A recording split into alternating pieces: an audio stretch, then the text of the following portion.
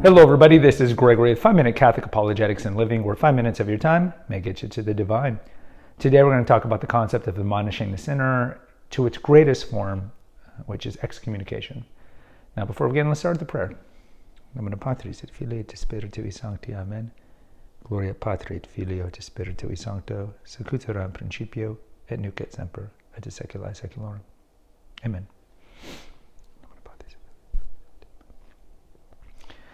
We do have an episode here on a list of things that get you automatically excommunicated. I'll try to remember to put a banner up here for that. Now look, excommunication, it's certainly in the purview of the Vatican to do this. Excommunication is when somebody, if you're not familiar, is denied the sacrament, and interdict is actually when a whole region is denied the sacraments. This happened, off the top of my head, I remember under the reign of John I in the early 1200s in England, where the church put his kingdom under interdict. And the thing about excommunication and interdict, and we won't really talk about interdict because it's rarely ever done, and let's be honest, excommunication nowadays is rarely done. I think people have a kind of a wrong concept of it because it's really the pinnacle of admonishing the sinner. Now, when we hear about admonishing the sinner, we think, oh no, judge lest ye be judged. Oh no, we're not supposed to tell people their flaws. And this is wrong. Like, scripturally, we're told many times to admonish the sinner. In 1 Corinthians chapter 1, chapter 2, around there, we're told to admonish the sinner. You look at the very end verses of the Epistle of James. James talks about how blessed that person is who admonishes the sinner, that brings the sinner back. You look at in 1 Corinthians where Paul talks about the guy who is sleeping with his stepmom and how he has been sent to the devil and he's been cast out of the church. Because the thing is, like, we, at least in the early church, the mindset was that what people outside the church that are sinning, that's their business. But we cannot have scandal in the church. So anytime somebody is doing something scandalous, like fornicating with their stepmom, you kick them out. And so some people see this as kind of brusque.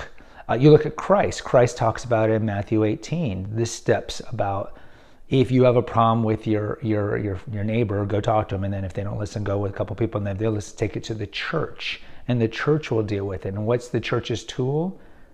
Excommunication. And you see, but going back to 1 Corinthians and the stepmom, in 2 Corinthians, Paul talks about how this man repented and he was accepted back in the church. So understand, like, excommunication is meant to be a medicine. It is not meant to be a punishment. It's meant to be a medicine in that, look, what you're doing is wrong. It's causing scandal. And like, there's just so many examples you could do today. I mean, I guess the most obvious one would be politicians who openly support abortion and how a lot of people believe they should be excommunicated. I mean, there's other ones we've heard, more recently. You might have people in your parish that are open homosexuals, that are extraordinary ministers or lectors, and people in the parish know that they're open homosexuals, and the pastor still allows them to have positions of leadership.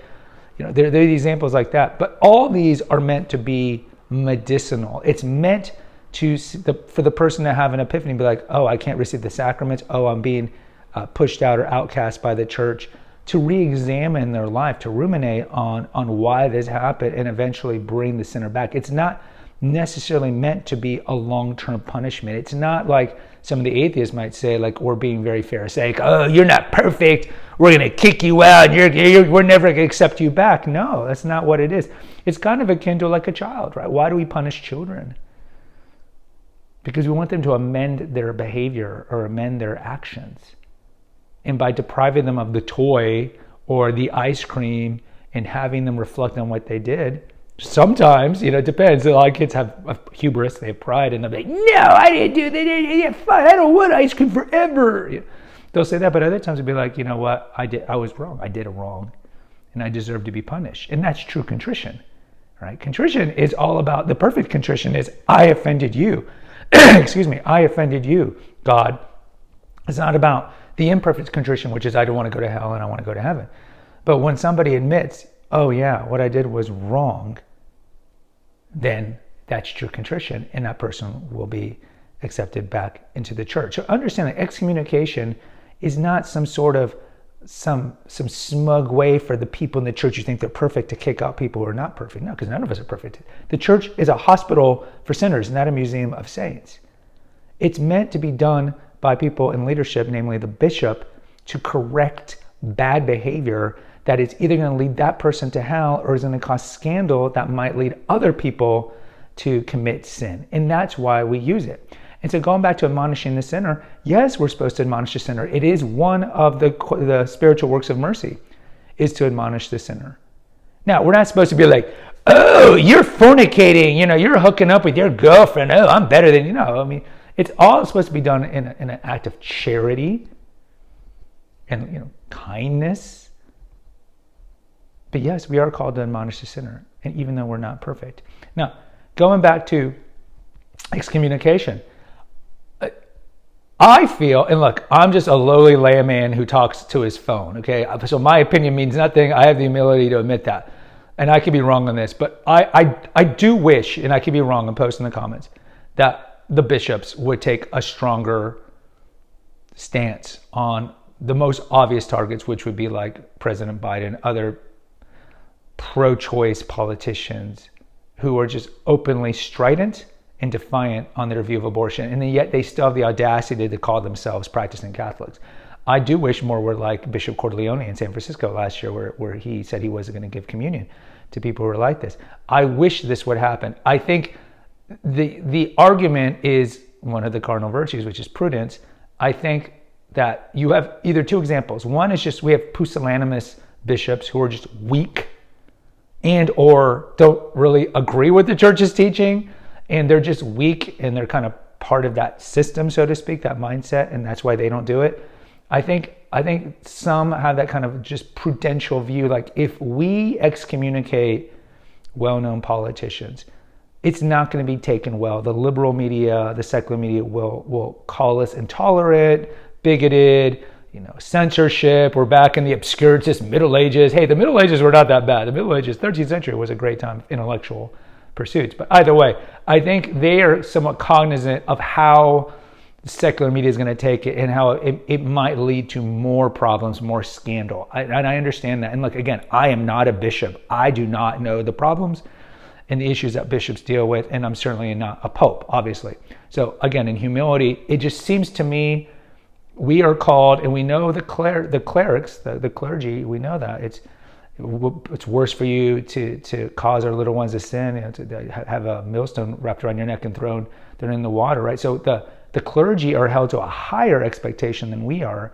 And I just think that maybe if they're not standing up for what they know is wrong, they're going to be called on it when they go to the door of heaven, when they're judged in their particular judgment.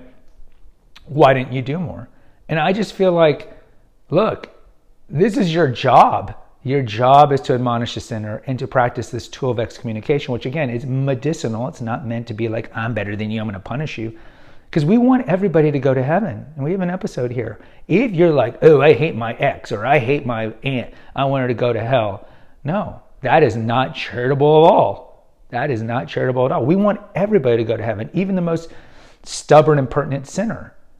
And if it takes excommunicating somebody and publicly shaming them, like we did all the time in the early church, penitents were withheld from receiving the Eucharist. They had to do a public penance up until we adopted the Irish style of confessions, the private auricular confessions. But I mean, they were done publicly. And then you were ostracized for months, if not years, from receiving the Eucharist. Penitents were publicly ostracized. It was just a different time back then, and now I just feel like we're a little too cowardly, maybe. I don't know what it is, but I would like to see the bishops step up. And I think it would galvanize the practicing Catholics, because you see a lot of practicing Catholics like, why aren't the bishops doing more? And I think it just frustrates and it weakens the resolve of the faithful Catholics. So if a bishop, if the bishop of DC or somebody said, look, none of my priests can give Eucharist. There's going to be priests who are going to defy that and still give the Eucharist to President Biden or whoever, whatever politician. But again, that's not the problem of the bishop. The bishop should remove that person. But we're always going to have the wheats and the weeds. We know that story repeatedly. So those people will be handled in their judgment. But I think if a bishop, or heaven forbid, the Pope, Or to say, yeah, we're not giving the Eucharist, we're excommunicating X, Y, and Z people, I think that would galvanize so much the faithful Catholics. And isn't that the job, right? The job is, we cannot scandalize the flock by permitting and allowing known advocating of sin and whatnot. But we'll see. Guys, post in the comments. I'd like to hear from you. What do you think the bishop should do in regards to people that are flagrantly disobeying church teachings? Until next time, take care, God bless, and pray.